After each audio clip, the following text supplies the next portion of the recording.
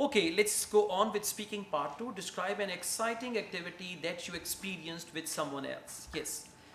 Well, a couple of days ago, I went to play a cricket match. It was very exciting for me. I played a single wicket match with my cousin, whose name is Kamran. He is very good player. His action has a very close resemblance to Mitchell Stark, which is a renowned player nowadays.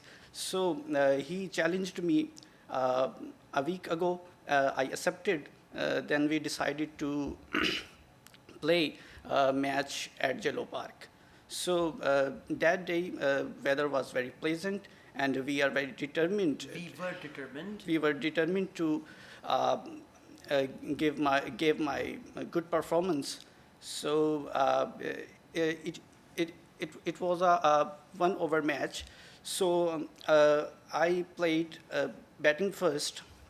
So the most exciting things I experienced, I did hit 4 sixes in a row. So it was very surprised for me. Okay, it was very surprising for me. Overall, it's good. Your pronunciation is fine.